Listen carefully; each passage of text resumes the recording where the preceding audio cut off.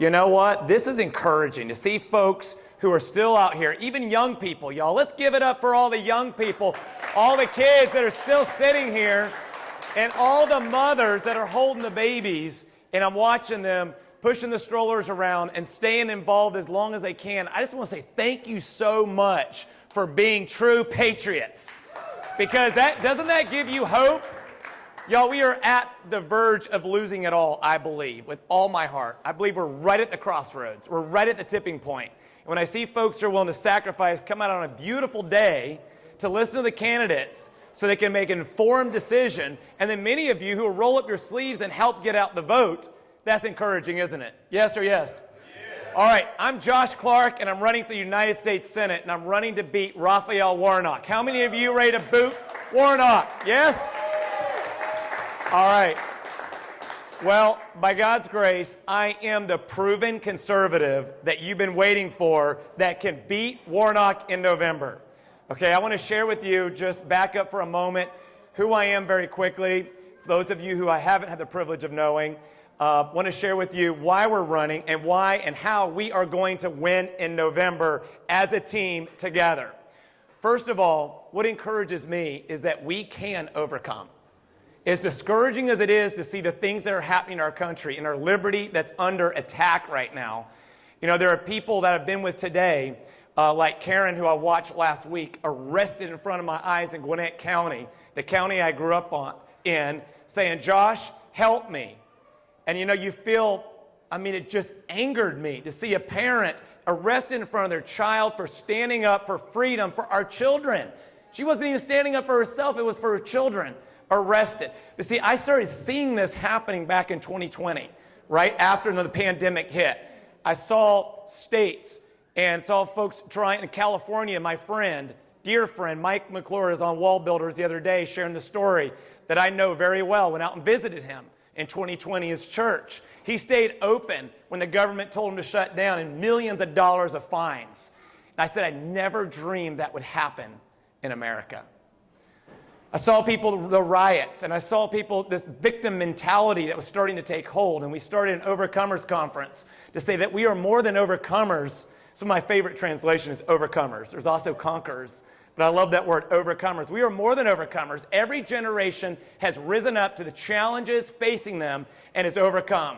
Going back to the Mayflower and moving forward the Revolutionary War that my great-great-great-great-grandfather served in. You know, and so on. Every generation has risen up to those challenges. And right now, we're at that point where we have to rise up. You know, I grew up in Suwanee, Georgia. Anybody know where Suwanee is in Gwinnett County? Yeah. Grew up as the oldest of 10 children. Is that an average family around here? Yeah. You got farms around here. You need some good labor, right? Well, oldest of 10 children, a small farm. And my father was a pastor of a little church. So we were the poor talked about. We learned, I was blessed, though, to grow up with American family values, hard work, faith in God, serving others. Serving others, for me, started out of necessity at an early age. My mother, through an accident, lost her kidney, spleen, and adrenal. So you may have heard about a celebrity in this race. It's not me. I love sports, but I never got to play on official teams because that was a privilege that we couldn't afford and didn't have the time for. Like many generations before, we had to come together as a family. We had to pitch in. As the oldest of 10, that meant putting the kids to bed at night, getting them up in the morning. Thank God, though, my mother is still around now. Her health had a turn for the better after years of being very sick. But anyway, I wouldn't change a thing because it taught me life was not about me. And then fast forward, I was homeschooled. My mother was a teacher, decided to homeschool us. I was blessed with a great curriculum. And that's one of the passions and concerns I have right now for education is we've got to make sure, by the way, that our children are being taught American history the way it actually happened, right? And learning about the foundation this country is built upon. Yes or yes, right? So, but coming out of that, I came out of it just passionate and a sense of responsibility that we have to roll up our sleeves and do something, right? Ronald Reagan, we named our daughter Reagan. Ronald Reagan said, freedom is never more than one generation from extinction. It's not passed in the bloodstream. It's got to be fought for, defended. So after I got out of high school, I rolled up my sleeves. I started helping get conservatives elected. Now, I knew I was a Republican. By the way, there's a candidate in this race, was not here tonight, but voted Democrat for years. was running for the U.S. Senate. But I knew I was Republican. You know why? Because at 6 or 7 years old, I asked my mother, I still remember it clearly today, I said, Mom, are we Democrat or Republican? She said, son, these are words of wisdom, right? Mom has words of wisdom, doesn't she? She said, son, parties change, but principles remain. We vote for the party that supports life. And then she talked about liberty and personal responsibility, right? But then I got God's word, and I saw that confirmed. Then I learned the Declaration of Independence and the Constitution. We hold these truths to be self-evident that all men are created equal and endowed by their Creator with certain unalienable rights, and among them are life.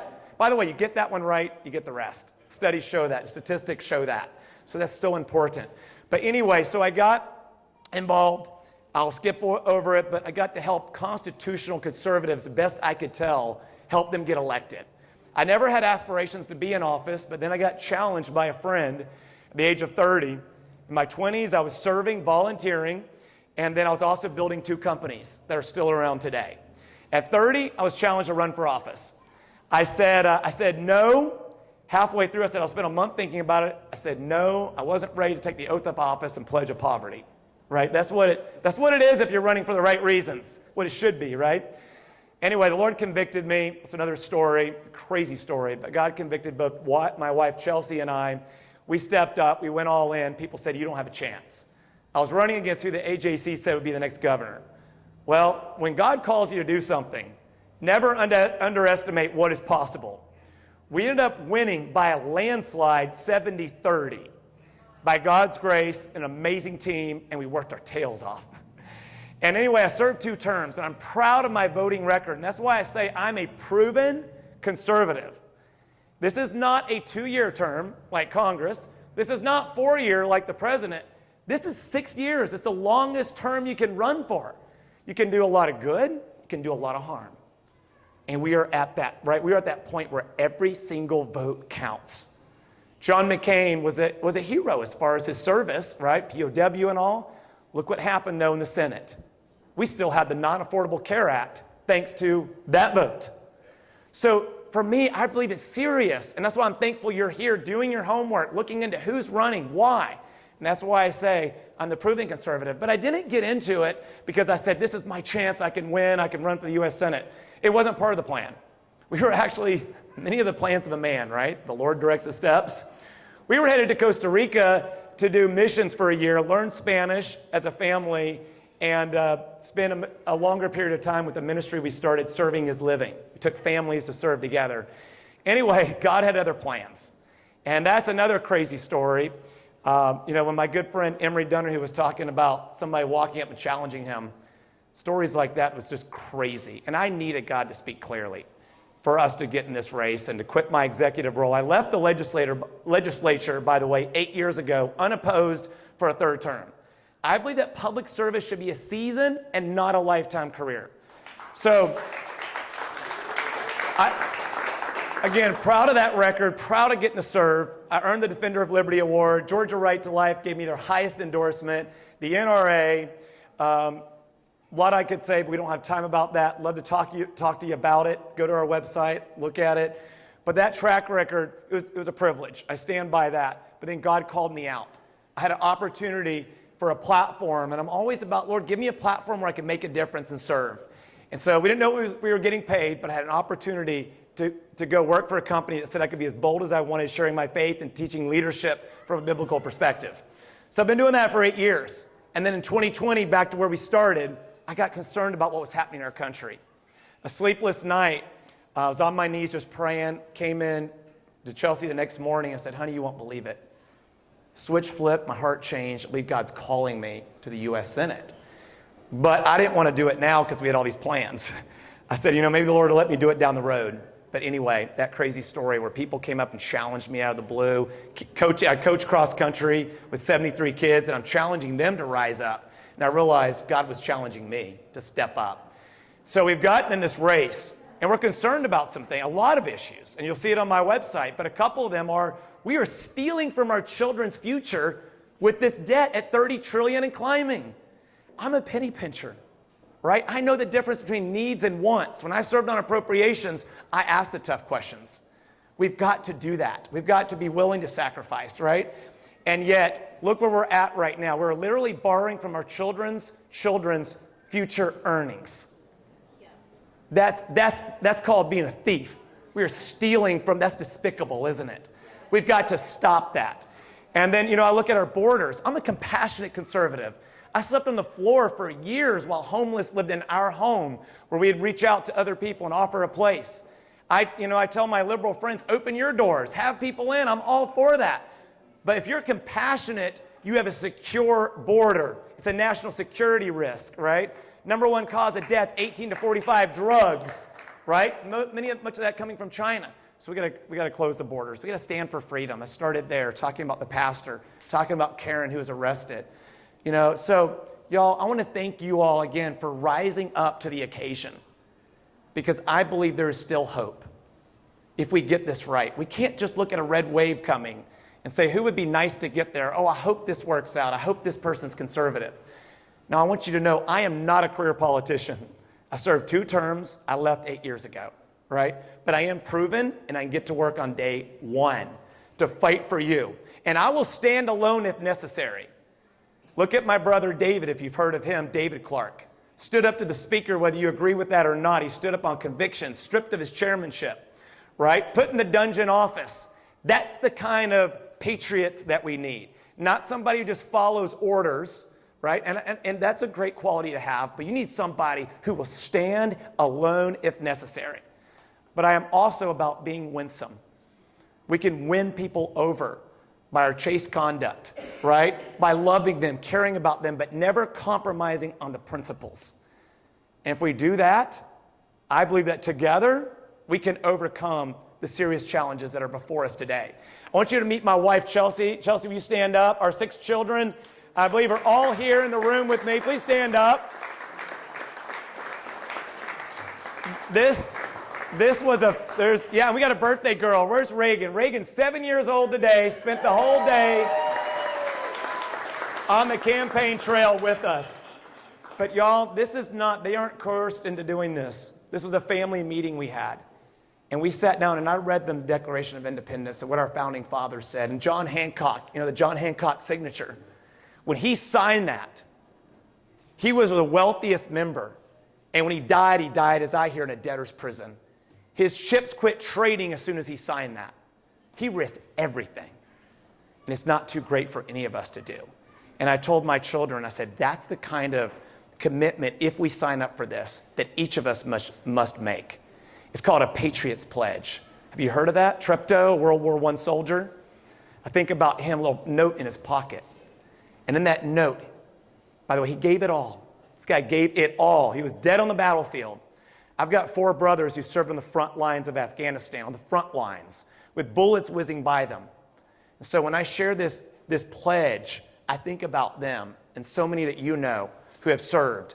Will those who have served stand up for a moment? We need to honor you tonight. If you've served, please stand up, y'all. Let's give them a huge round of applause. Thank you. Thank you so much. I'll never forget my brother at 23 years old calling me when I ran the first time. He said, brother, what you're doing is just as important as what I'm doing. It's what he said. He said, because if this country falls from within, then my comrade who lost his life the second week is in vain. Isn't that true, y'all? I carried that weight on my shoulders every time I went underneath that dome. This is not a game. This is not about getting ahead. It's not about getting power or privilege. It's about giving our best, standing firm for those who have given everything. And in this Patriot's Pledge, he said, America must win this war. Are we at war, y'all, right now? Yes, we are. You know that. That's why you're here. He said, America must win this war. Therefore, I will work, I will sacrifice, I will give my all, as if the issue of the whole depended upon me and me alone. Except, thank God, that's the attitude we have to have. But thank God there's a group of us right here. It reminds me of one of my favorite quotes that says, it was on the bottom of my email for a long time, and it said, never doubt that a small group of thoughtful and committed people can change the world. Indeed, it's the only thing that ever has. So if we come together, just a handful of us, we're mighty. Together, we can do unbelievable things together. Just a small group of people. And I'm seeing that numbers growing every day. Are you? So I want to leave you with this joke, but it's more than a joke. I hope it will impact you the way it's impacted me for the last at least 12 years. I would share this regularly at my town halls, and it was as much for them as much for me as it was for them. But if you're a pastor like my father, don't judge me by this, okay? Give me a little leeway. It's a joke, okay? So there was a U.S. senator that was on his way to a town hall, and he got run over by a Mack truck. And so the next thing you know, he's before the pearly gates. St. Peter says, do you want to go to heaven or do you want to go to hell? He said, well, I always hoped I'd make it to heaven, so I'll choose heaven. He said, well, no, it's not that simple. Our policy is you spend a day in heaven, a day in hell, and then you make your decision. He said, okay. So he goes down, down, down. The doors open into a surprise. It's a beautiful golf course. His friends are off in the distance, teeing up, and next thing you know, he's had a wonderful day. The angel comes to him and says, all right, it's time to go to heaven. He says, I can't imagine this being any better. So next thing you know, he's out on the clouds worshiping the Lord, and the angel comes and says, it's time to make your decision. He says, well, I never thought I'd say this, but seeing as that most of my friends, of course, are down in hell, I think I'll choose hell. And they said, okay, the decision is final. So he goes down, down, down, the doors open. To his horror, it's a desert land. His friends are in torment, dressed in rags, on fire, and he feels like he's been lied. You ever feel like you've ever been lied to, deceived? So he goes and finds the devil, and he says, I don't understand. The devil said, that's easy to explain. Yesterday we were campaigning, and today you voted. Y'all, you've been in the trenches, I'm sure like me. You've given so much, worn off so much shoe leather to get people elected. I stand before you as the proven conservative that will fight for the next generation, for our 6 children, for your grandchildren, and we will build a movement with your help in November that you don't have to worry about, whether I'll stand for the Constitution. This is a fair issue to say in closing this up. This is fair. You got to look at the people in the race. One of them is my childhood hero. People always ask, well, what's the difference? Isn't he a great guy? Yes, a great guy. I think he's a very nice guy. But last summer, he said the Constitution should be amended because of changing demographics. He said, quote unquote, it's on my YouTube channel. He was on the Don Trump Jr. podcast. He said, we need a progressive candidate who understands that. Go watch the video for yourself. Do you want a celebrity? I'm not a celebrity. I haven't won a Heisman. I told you that. Not a football star. But I'm just one of us, we the people. I woke up this morning, a few hours after I went to bed. I was reading, I don't read it every morning, but I was reading the Constitution this morning. And I was just letting that set in. We the people. That's what's going to save this country. Not a rock star, not some super celebrity. It's we the people.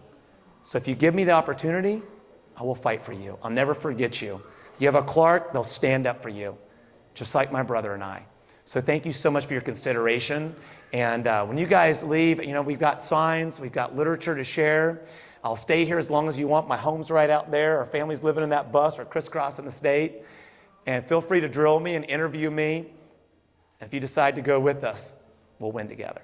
Thank you so much.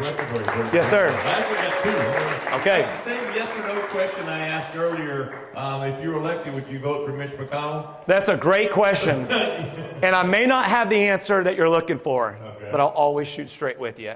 Here's the deal. I'm a negotiator. I love negotiating, especially on behalf of things I believe in, this country.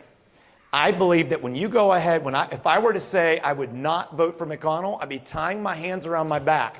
And like Trump, I'll negotiate for our country, for our children, our grandchildren, and never for what will be in the best interest of me, right? I've sold all my stock, by the way, as an example of that. Sold all my stock. We will not trade stock because I'm tired of people getting rich or even the appearance of getting rich while serving. So back to that question. If you had a choice between Romney and McConnell, which would you choose? If you had to choose between McConnell and the devil, who would you choose? Now, here's what I will do. I'm not in favor of what I've been seeing happening.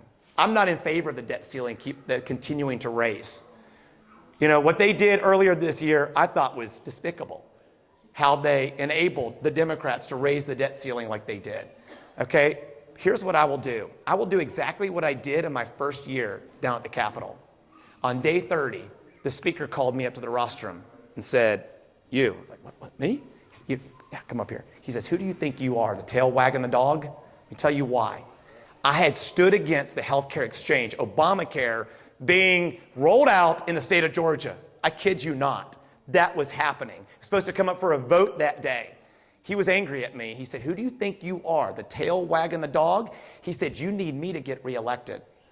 I said, Speaker, in all due respect, when I go home, when my kids are asleep after a long day at the Capitol, and I kiss them on the forehead and I pray for them, I said, I need to know that I did the right thing that was in the best interest of them and their future generation.